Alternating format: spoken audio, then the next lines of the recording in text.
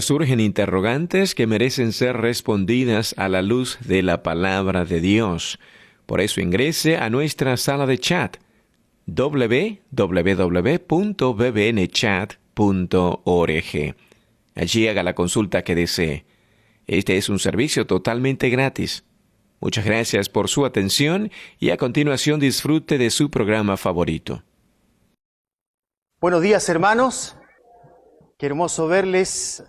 Estamos contentos de estar reunidos y estamos listos para comenzar ya con nuestro estudio de la palabra de Dios. ¿Estamos listos? Amén. Muy bien, vamos adelante entonces. Estamos estudiando la sabiduría del discernimiento. Dice Proverbios 6:12. Proverbios capítulo 6, versículo 12. Mientras llegan allí, qué maravilloso es el sostenimiento del Espíritu Santo. El Espíritu Santo nos sostiene para, en medio de nuestra debilidad, poder compartir las verdades de la palabra de Dios. Proverbios capítulo 6, versículo 12. Dice: el hombre malo, el hombre depravado, es el que anda en la perversidad de su boca. El hombre malo, el hombre depravado, es el que anda en la perversidad de su boca. El libro de Proverbios se caracteriza por cuadros, imágenes. Todos conocen la historia, habrán leído la historia o alguien le habrá mencionado el retrato de Dorian Gray, ese muchacho hermoso, ese muchacho lleno de vida, de un parecer tan elegante, tan distinguido, que era de alguna manera requerido, amado, deseado por todas las chicas del lugar. Entonces, en un momento, a él le quieren hacer un retrato, pero este retrato tenía algo particular que de alguna manera reflejaba el alma de este muchacho, que por fuera era un muchacho muy apuesto, bello en su aspecto, pero que tenía un alma muy negra, entregada al mal, entregada al pecado. Y lo curioso de esta historia es que de alguna manera se retrata lo que es el alma del hombre. A través de esta novela uno puede ver muy vívidamente lo que es el alma del hombre. Este muchacho tenía una particularidad. Todo esto a través de este cuadro que se le hizo. Él no envejecía, pasaban los años y seguía y permanecía siendo hermoso, pero por cada pecado que Dorian cometía, ese cuadro se iba haciendo cada vez más horrendo. En un momento el cuadro se veía hermoso, pero a medida que pasaba el tiempo y Dorian practicaba sus maldades, el cuadro recibía toda la inmundicia del alma. Y entonces él lo esconde porque precisamente él no quería reconocer lo que había en el alma. El cuadro se veía horrendo, putrefacto con el pasar del tiempo. Él permanecía, pasaban los años y no envejecía. Prácticamente su belleza era eterna, pero mientras más pasaban los años, más putrefacto se hacía el cuadro, al punto que él tenía que esconderlo. Y así la historia es muy interesante, el retrato de Dorian Gray. Y el libro de Proverbios, en cierta manera, es un libro que se puede caracterizar por cuadros, imágenes, por radiografías del corazón. Esas radiografías del corazón que muchas veces nosotros no podemos ver porque se necesitan ver con ojos que nosotros no tenemos. Nosotros vemos por fuera a las personas, pero el alma retrata cosas que muchas veces nosotros no quisiéramos que se expusieran. Uno de los cuadros más horrendos del núcleo, del alma, del corazón del hombre, se encuentra precisamente en el libro de Proverbios y específicamente en el capítulo 6. En el capítulo 6. Es lo que si nosotros rescatáramos la palabra o la transliteráramos la palabra directamente del hebreo, sería el hombre Belial, o el hombre malo, como lo traduce la Reina Valera en el versículo 12. El hombre Belial, que dice la palabra de Dios que una de las peores cosas a la que se enfrenta el hombre Belial del capítulo 6 del libro de Proverbios es que es aborrecido por Dios. Yo no sé si tú entiendes la connotación que hay en ese concepto, pero no hay nada más desdichado, no puede haber nada más terrible en la vida de un individuo que ser aborrecido por Dios. Eso resalta precisamente las palabras en el Nuevo Testamento cuando dice que nosotros somos amados por Dios, que Él nos amó primero, que el amor de Dios ha sido derramado en nuestros corazones, pero no hay nada más terrible que poder experimentar el aborrecimiento de Dios. El aspecto se define en estas palabras que de alguna manera manifiestan todo el antagonismo de parte de Dios para un hombre de dicho carácter. El apóstol Pablo rescata esa palabra hebrea y en 2 de Corintios, capítulo 6, versículo 15, nos dice de alguna manera que no hay ninguna concordia. 2 de Corintios 6, 15, no hay ninguna concordia entre Cristo y Belial. Es decir, que nosotros que nos llamamos cristianos no debemos por ningún motivo abrazar algunas características de este hombre. Dice Pablo literalmente, ¿y qué concordia tiene Cristo con Belial? La palabra concordia, symphonisis o symphónesis en el griego, para de alguna manera tratar de utilizar la fonética de cómo sonaría, symphónesis, es sonar junto en armonía. Es como una orquesta que, a pesar de que son distintos instrumentos, pero tiene una armonía que es agradable escuchar. Pero Pablo dice literalmente que no hay ninguna concordia, no hay ninguna armonía entre Cristo y Belial. Lo que está diciendo Pablo, que todo lo que implica la vida en Cristo no tiene ninguna, es una antítesis con la vida de Belial y su máximo exponente, el diablo.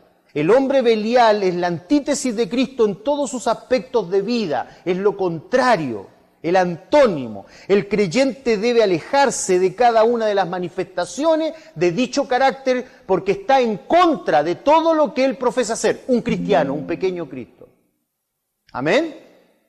¿Cuáles son esas características de las cuales nosotros debemos alejarnos? Lo vemos precisamente en Proverbios capítulo 6, versículo 12. En adelante. Hay un pequeño cuadro, un pequeño panorama para después explicar en 7 aspectos de una manera un poco más definida lo que implica esto. No significa que es exhaustiva la lista, pero de alguna manera se van a mencionar 7 características después de que da este panorama para explicarnos claramente las raíces de por qué este hombre actúa como actúa. Estuvimos viendo de cómo de alguna manera había una progresión, no ascendente, sino que descendente, de ciertos personajes que aparecen en el libro de Proverbios. Veíamos que el simple todo lo cree y que por lo tanto, después de que él va percibiendo que en su simpleza comienza a desatinar en la vida, entonces se transforma en un burlador, como una forma de protegerse. Pero si continúa en esa actitud descendente, terminará tarde o temprano convirtiéndose en un necio. Y dice la palabra de Dios que aunque machaques al necio en un mortero, con todo eso no apartarás, ¿qué? Su necedad de él. Y en el capítulo 6, versículo 12, en adelante, comenzamos a ver ciertas características. Primero un panorama para después ver las características de aquellas cosas que nosotros deberíamos apartarnos. Dice Proverbios capítulo 6, versículo 12, el hombre malo, el hombre depravado. Esta palabra en un aspecto en el hebreo da la idea de alguien perjudicial para los demás, alguien que daña. Es el que anda, dice, en perversidad de su boca. Se manifiesta en lo que habla. Se manifiesta en lo que dice. Posteriormente dice el versículo 14, perversidades hay en su corazón, anda pensando el mal en todo tiempo, siembra las discordias, o como traduce la Nueva Traducción al Viviente, anda siempre provocando problemas. Es problemático convivir con un hombre así. Por tanto, y aquí está lo que debe alertarnos a todos nosotros, los cuadros de Proverbios son como pequeñas advertencias, como señales de tránsito en nuestra carretera de la vida cristiana. Por tanto, su calamidad vendrá de repente, súbitamente, súbitamente. La palabra allí podría traducirse como en un guiño, en un abrir y cerrar de ojos, un pequeño guiño. No te lo esperas, pero la calamidad vendrá de repente por no considerar ciertas cosas que un hombre no debe abrazar. Será quebrantado súbitamente y no habrá remedio. Y no habrá remedio. Subraya esa frase en tu Biblia.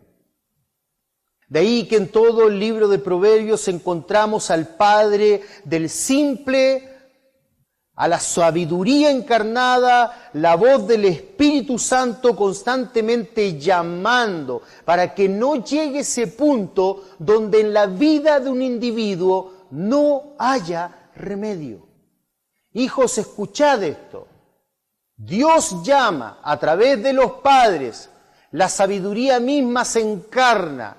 Dios utilizando estos medios, llamando para que antes que esto ocurra, tú tomes la precaución de evitar estas cosas y rogar a Dios por sabiduría, llamando para que esta calamidad no llegue a la vida. Dice el capítulo 1, versículo 8, simplemente los voy a mencionar. En el capítulo 1, versículo 8 dice, oye, hijo mío. En el capítulo 1, versículo 24, llamé y no quisiste oír. Capítulo 1, versículo 33, el que me oyere habitará confiadamente. Capítulo 5, versículo 7, oídme y no os apartéis de las razones. Capítulo 7, versículo 24, oídme y estad atento a las razones de mi boca. Capítulo 8, versículo 6, oíd porque hablaré cosas excelentes, es decir, dignas y valiosas. Capítulo 8, versículo 32, hijos, oídme, y bienaventurados los que guardan mis caminos. Capítulo 22, versículo 17, inclina tu oído y oye las palabras. Capítulo 23, versículo 19, oye, hijo mío, y sé sabio y endereza tu corazón. Capítulo 23, versículo 32, oye a tu padre, aquel que te engendró. Oye a tu padre, aquel que te engendró. Uniendo todos estos llamados al oír, que no son exhaustivos porque se manifiestan en otros conceptos también, la necesidad de prestar atención, es que entendemos la drástica sentencia encontrada en el versículo 5 del capítulo 6, en cuanto al hombre Belial, el hombre malo, como traduce la Reina Valera, dice, será quebrantado y no habrá remedio. Si lo conectamos, podríamos decir, será quebrantado, no habrá remedio, por cuanto llamé y no quisiste oír. Recuerda que el simple no necesariamente es un muchacho de 15, no es necesariamente un muchacho de 17, de 18, aunque por cierto hay muchachos de 18 en adelante que sí lo son.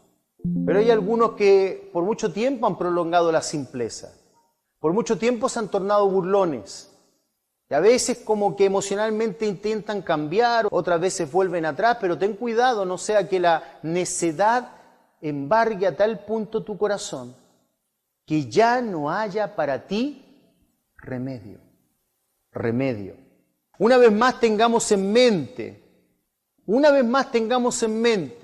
la importancia del libro de Proverbios en cuanto a ese llamar, ese clamor que nos dice, ven, sal de allí. Una vez que el sabio nos da una radiografía de este hombre, ahora empieza a enumerar sus características que aunque no es una lista exhaustiva, es decir, no están todos los componentes aquí, al menos nos presenta en 7 características la raíz de por qué su condición, por qué su conducta, cómo este hombre ha llegado a ese aspecto de vida, a esa característica de vida. ¿Cómo es que este hombre ha llegado a un punto tal que Dios le aborrece? ¿Notas eso? Que Dios le aborrece. La palabra que utiliza el sabio aquí indica una molestia y desaprobación hasta un odio intenso que puede desembocar en ira manifiesta. Cuidado con eso. Es la misma palabra que en la antítesis se le plantea al necio, que aborrece la sabiduría y la ciencia. Puede ser desde un leve desprecio, desde un no me importa, hasta con ira, enojarse con Dios, porque Dios le plantea claramente que lo que él hace está mal. Y los hombres, cuando le plantean lo que está mal, muchas veces reaccionan, generalmente reaccionan con ira, molestos. No deis las perlas a los puercos, dice el Señor, porque se darán vuelta y os morderán. Se irán contra vosotros.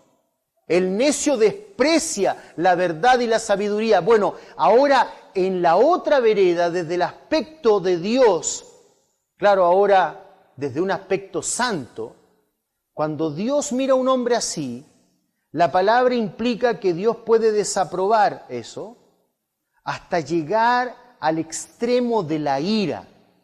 Y hay de aquellos que enfrentan la ira de Dios, porque la ira de Dios no es lo mismo que la ira del hombre. La ira del hombre en todo su esplendor, aunque daña a los individuos que le rodean, es un mero berrinche, un berrinche de niño comparado con la ira de Dios. Entonces aquí hay algo grave que deberíamos nosotros considerar. Y el primer aspecto que nosotros deberíamos considerar, vamos a examinar algunos de ellos, es que Dios desprecia, Proverbios capítulo 6, versículo 17, los ojos, ¿qué? ¿Qué dice allí? Altivos. Los ojos altivos. El adjetivo altivo utilizado aquí proviene de una palabra que significa estar en un lugar alto, ponerse en un pedestal, ser exaltado o levantarse a sí mismo. Un ojo altivo mira a todos los que le rodea hacia abajo. Él imaginariamente se encuentra en un pedestal, desde una posición imaginaria de grandeza que él concibe de sí mismo. Tiene un concepto de él que es imaginario, no es el correcto, pero él piensa que está en ese pedestal. Él piensa que tiene derecho de mirar a todos los demás desde una perspectiva superior en sus propios ojos. Por tanto, los ojos altivos menosprecian a los demás y no aceptan estar mal nunca, porque si él está en una posición superior, nadie le puede decir a él lo que está mal. Es un altivo. ¿Sabes? Los ojos altivos son menospreciados y aborrecidos por Dios. Y nosotros deberíamos poner atención en eso. De ahí nace todo el dolor de quienes son afectados por personas así. Personas de ojos altivos que dañan. De hecho, la palabra malo y la palabra depravado que aparece precisamente allí, en los versículos que hemos leído previamente, tienen que ver con alguien que causa daño, alguien que es inútil para la vida. No es inútil porque no sabe trabajar, es inútil para el desarrollo de la vida. Nosotros podemos tener al lado nuestro un hombre muy trabajador, un padre que traiga dinero a la casa, un hijo que sea trabajador y traiga dinero a la casa, pero cuando tiene ojos altivos es tremendamente dañino en el hogar, daña con su presencia. Los ojos altivos son el resultado de una vida que desde muy pequeño no ha sido disciplinada o no ha querido disciplinarse, porque no permite él que le enseñen. Es lo que decimos una persona no enseñable. Es decir, por un lado tenemos una familia que no ha corregido a un muchacho así, que ha sido negligente en su corrección, no le ha disciplinado, no le ha mostrado el camino, pero por otro lado a lo mejor tenemos una familia que sí le ha disciplinado, pero que ese individuo no ha querido ser enseñado. Y dice Proverbios capítulo 30, versículo 11, que este tipo de individuos va en progresión. Uno necesita ver en el libro de Proverbios esa, podríamos llamarle como esa lectura entre líneas. Porque acuérdate que el libro de Proverbios es para que nosotros podamos entender los enigmas de los sabios. Aquellas cosas que están allí escondidas como tesoros. No como los gnósticos que pretendían tener una sabiduría oculta, no, el libro de Proverbios quiere que tú puedas entender esto y que está a la mano de cualquiera, incluso del simple que quiere ser sabio, a diferencia del gnóstico que pensaban que ellos eran una élite y que nadie más podía llegar al conocimiento. No, el libro de Proverbios, la sabiduría de Dios, está al alcance de nosotros, pero nosotros necesitamos venir, como dice Santiago, en humildad de corazón, sometidos a Dios para que Él nos exalte. Amén. Para que Él nos honre, para que Él vierta en nosotros el entendimiento, para que se manifieste el Señor a nosotros, con su luz y con su bondad. Pero hay ciertas cosas que necesitamos leerlas y entenderlas. Nota lo que dice Proverbios 30, versículo 11. Hay generación que maldice a su padre y a su madre no bendice. Versículo 12. Hay generación limpia en su propia opinión, si bien no se ha limpiado de su inmundicia. Versículo 13. Hay generación cuyos ojos son altivos, cuyos párpados están levantados en alto.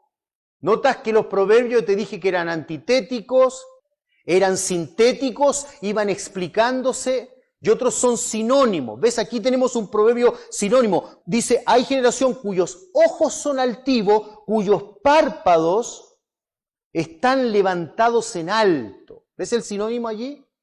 Es el mismo concepto en sinónimo. Pero aquí hay un proceso que desemboca en algo. Número 1, la falta de respeto a la autoridad establecida. Hay generación que maldice a su padre y a su madre no bendice. Allí nace, niños, allí nace el gran problema del simple que se transforma en necio. Es la falta de respeto.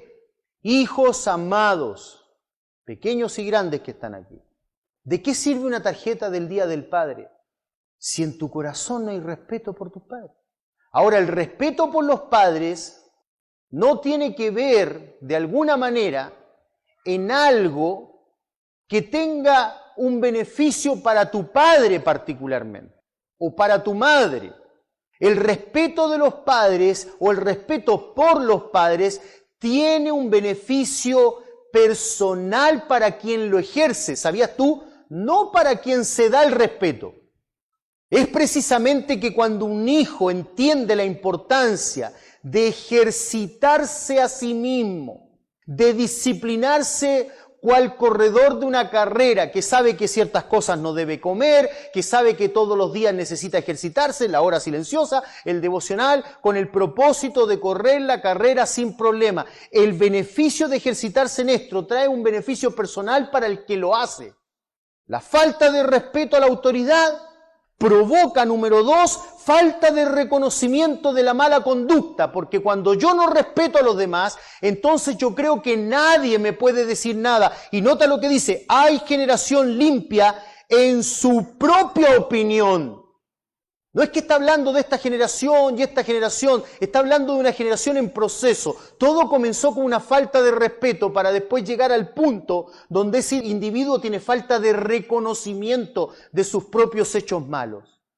Porque cuando no respetamos la autoridad, lo que estamos creando en nuestro corazón es una actitud de que nadie me puede decir nada y nos dañamos a nosotros mismos. Tú lo puedes ver en muchos individuos en el día de hoy que han crecido ya y que les molesta que les digan algo que está mal. No entienden la bendición que hay en que les digan que algo está mal. Ellos lo toman como un ataque personal. Ahora, por cierto, hay ciertas personas que dicen cosas con el propósito de atacar personalmente a un individuo. Allá ellos. Pero todo puede redundar para bien, es decir, resultar para bien, para el que tiene los conceptos claros en su mente. Porque aun si alguien lo hiciera con un mal propósito, el sabio sabe que el peor enemigo se puede transformar en un buen amigo, porque si hay alguien que va a estar pendiente de tus malas acciones, no son precisamente tus amigos, sino que tus peores enemigos, ¿verdad? Por lo tanto, si alguien te dice, irónicamente, de mala forma, esto es lo que eres tú le puedes responder eso y más. Gracias por decírmelo. Pero hay generación limpia en su propia opinión, si bien no ha sido limpia de su inmundicia. ¿Ves? Él cree que está limpio, pero no está limpio porque primero comenzó con falta de respeto, ahora falta de reconocimiento. Y la falta de reconocimiento tiene un escalón descendente aún peor, que se transforma en falta de razonamiento. Cuando yo no reconozco algo, mi mente se va atrofiando a tal punto que ya no tengo razonamiento, el razonamiento correcto de todo lo que me rodea. Una vez el médico me dijo a mí que él no me podía dar lentes con más aumento o no podía regular mi vista porque el nervio óptico, me dijo él, ya está atrofiado. Él no puede mirar mejor, ya no sabe mirar mejor. Yo te puedo poner todo el aumento, pero tú no mirarás mejor porque el nervio óptico tuyo está atrofiado. Y eso pasa en la mente de algunos. Falta de respeto, falta de reconocimiento, falta de razonamiento. Ya no pueden entender, ¿comprendes?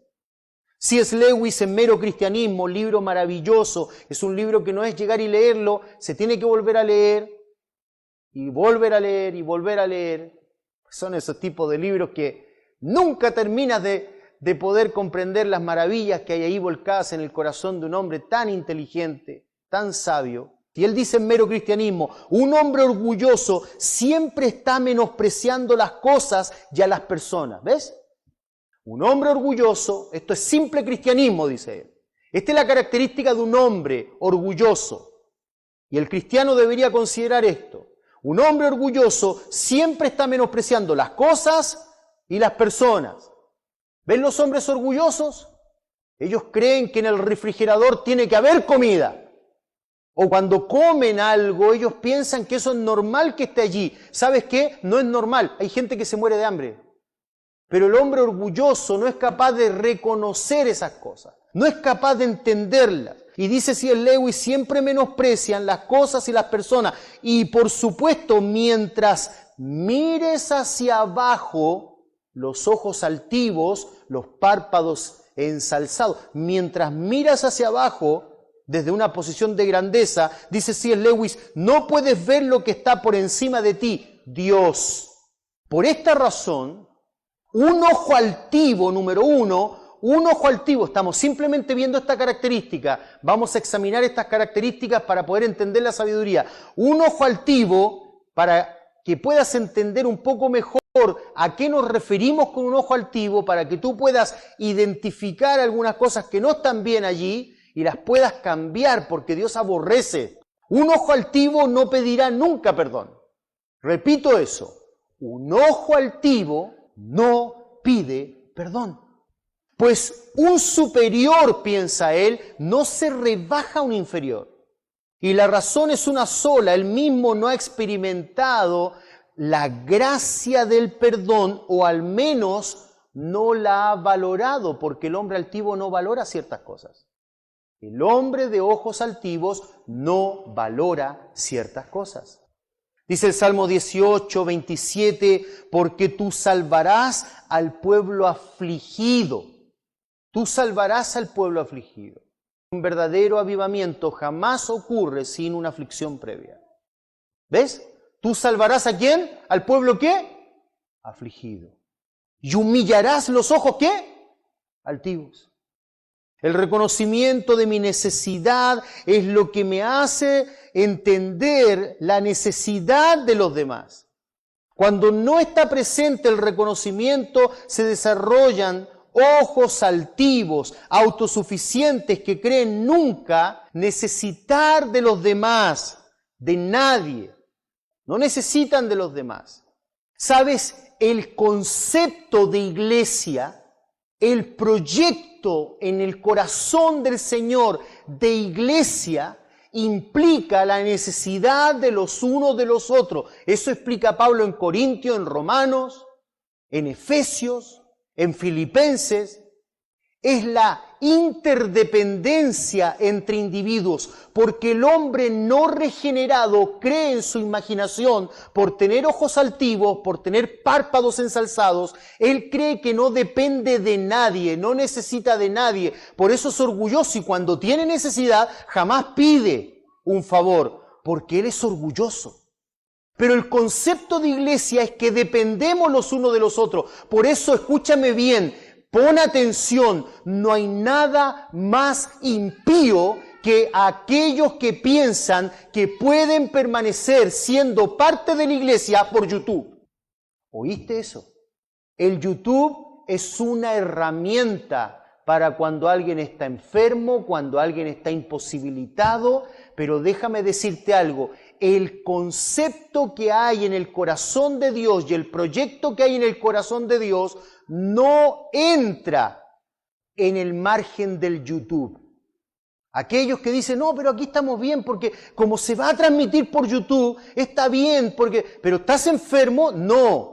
¿Tienes algún problema para venir? No, pero aquí estoy más cómodo. No se trata de tu comodidad, se trata de sacarte del mundo de las tinieblas, de la autosuficiencia, para meterte dentro de un grupo local y entender que nos necesitamos los unos a los otros.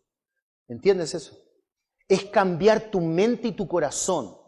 Porque precisamente en la iglesia encontrarás individuos tan deteriorados, pero a tu alrededor hay tipos tan deteriorados, individuos tan deteriorados, tan malvados de corazón, que a veces son difíciles de soportar. Y es allí donde el Señor nos enseña humildad y amor por el prójimo. Cuando las personas se sienten ofendidas porque en tal lugar hicieron esto o porque en tal lugar cometieron esto y se van y entonces ellos andan buscando una iglesia ideal, una iglesia donde tú entres y prácticamente camines por las nubes. No existe ese tipo de iglesia. Y si la encuentras, no vayas porque la vas a echar a perder. Es por eso que un ojo altivo, número 2, se mostrará interesado y amable, por cierto, porque los ojos altivos tienen esa capacidad, se muestran interesados y amables solo, subraya esa palabra, solo cuando quiere ser satisfecho en forma personal por ese individuo. Repito eso, un ojo altivo se mostrará interesado y amable solo cuando quiere satisfacer algo personal. Es decir, él manifestará atención hacia el prójimo, no por la motivación correcta que surge del entendimiento y la sumisión a la bendita palabra de Dios que nos llama a servirnos los unos a los otros en amor. Por lo tanto, un ojo altivo se mostrará interesado solo cuando quiere ser satisfecho por alguien. Richard Baxter, el famoso pastor y poeta puritano, dijo en cierta oportunidad, un hombre orgulloso es difícil de contentar, porque siempre espera demasiado de los demás. Es decir, su relación con otros siempre está basada en qué puedo sacar de ti. Es decir, no concibe al otro, no entiende al otro, no observa al otro, sino en función de sus intereses.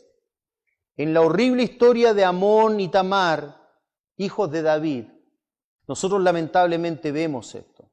Dice que Amón estaba literalmente apasionado ardientemente. ¿Saben por qué? Por su hermana.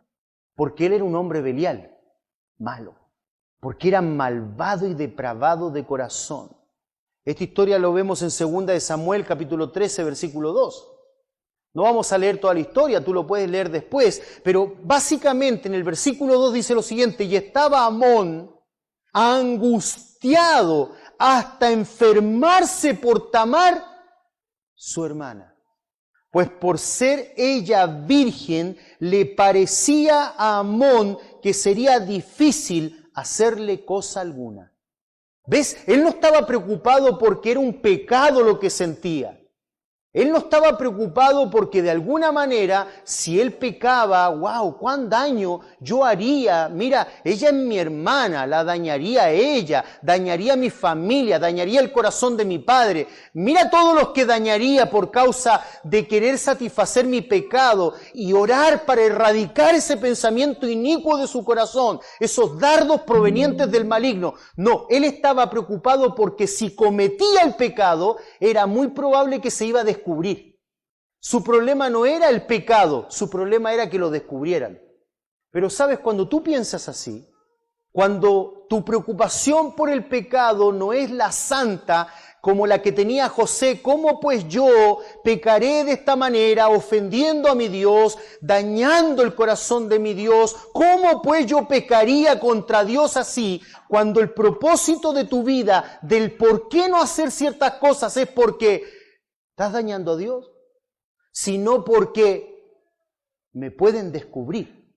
Déjame decirte que tarde o temprano cometerás un pecado, porque tu motivación no es la correcta, tu motivación no es la santidad que debe nacer de un corazón cuyo amor por Dios es real, sino que tu problema es que te descubran.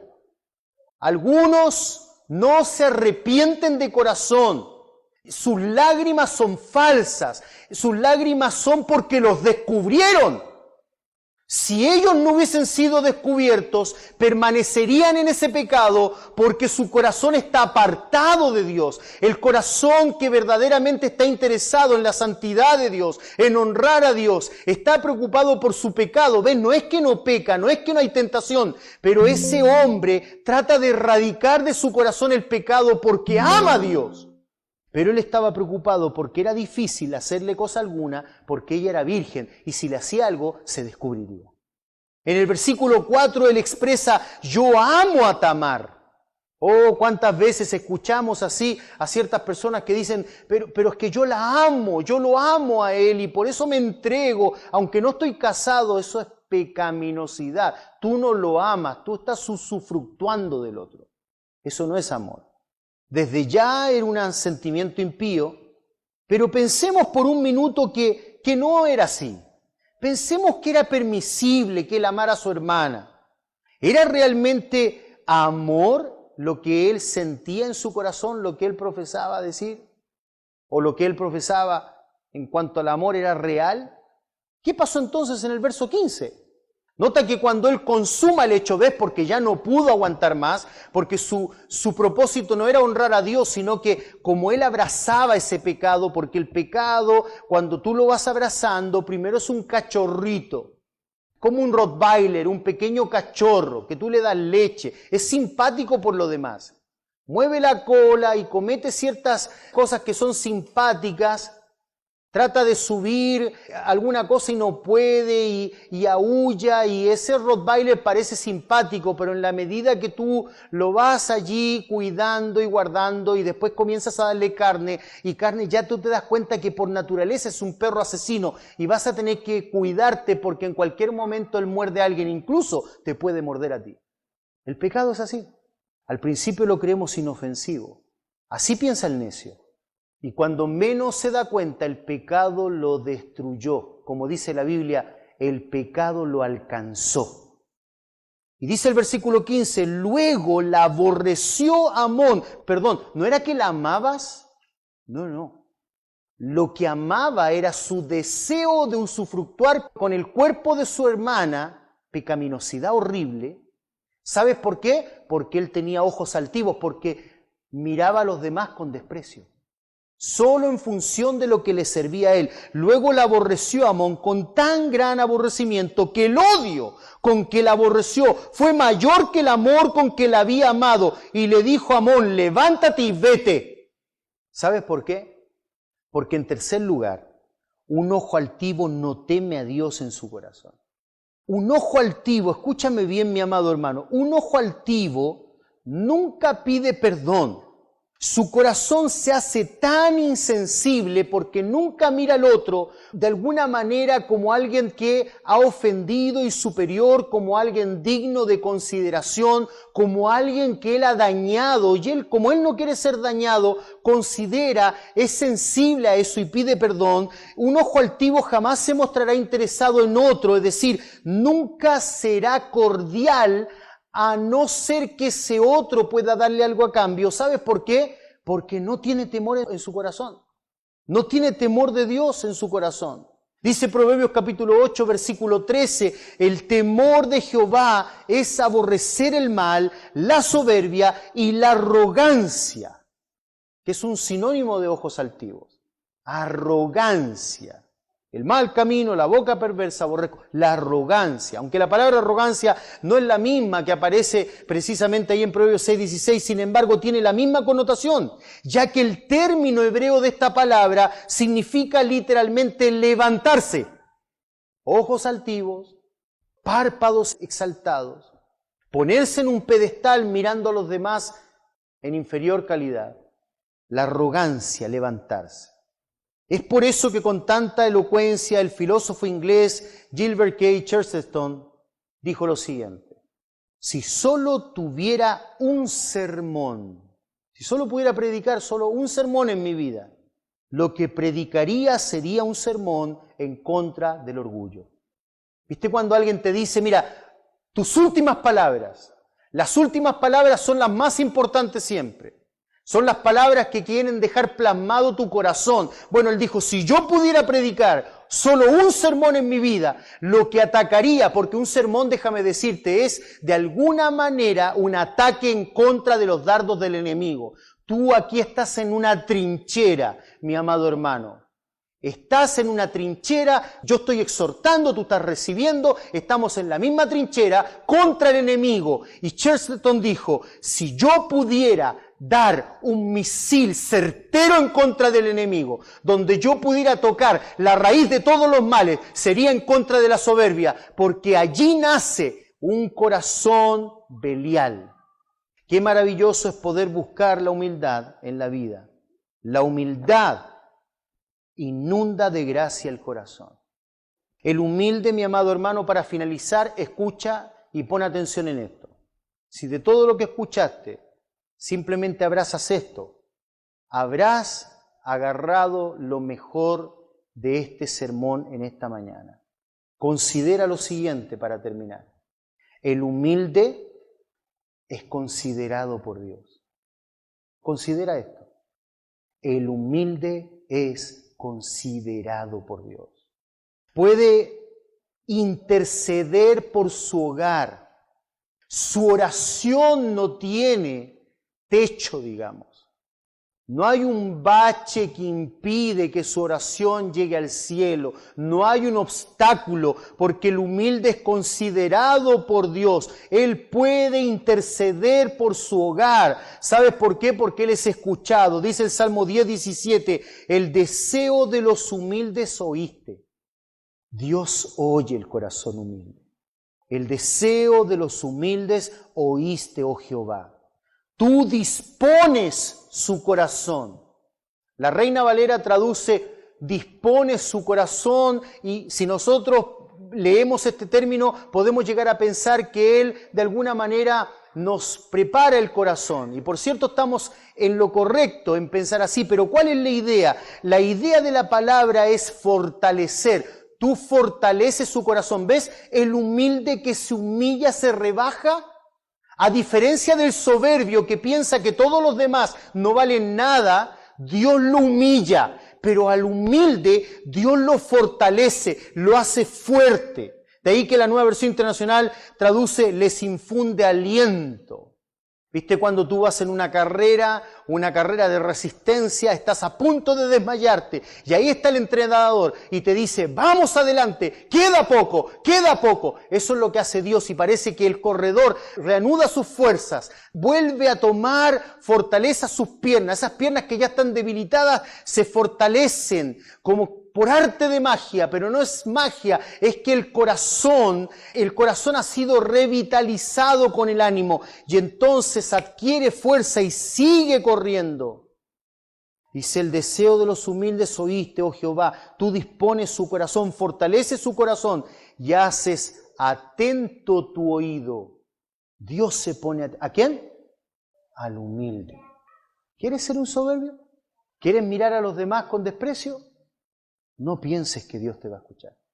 Tratas a los demás con desprecio, tratas a los demás solo cuando ellos pueden darte algo a cambio, los miras con menosprecio, tienes una actitud como que tú no necesitas de nadie. Bueno, cuando llegues a tu hogar, cuando entres en tu habitación para orar a Dios, pensando que tu vida cristiana está bien, pensando que todo está normal, porque tú piensas, el soberbio siempre piensa que todo está bien. Si tú eres de aquellos que no le interesa lo que veníamos hablando al principio, el concepto de iglesia, yo no necesito de los demás. Bueno, no pretendas que Dios te escuche. No pretendas que Dios te fortalezca.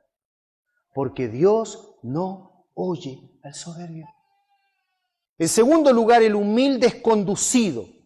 ¿Ves? No solamente es considerado por Dios, sino también es conducido por Dios. La idea de esta palabra es poner en un carril y guiar. Encuentra dirección de parte de Dios. Eso es lo que de alguna manera el salmista en el capítulo 25, versículo 9, dice, encaminará a los humildes por el juicio. ¿Ves? Los encarrila, los pone en la ruta. El humilde es considerado por Dios y también es conducido por Él. ¿Sabes por qué? Porque el humilde entiende que necesita instrucción. Y como es humilde, como resultado escucha y se da cuenta que muchas veces su opinión no es la mejor. Encaminará a los humildes por el juicio y enseñará a los mansos su carrera.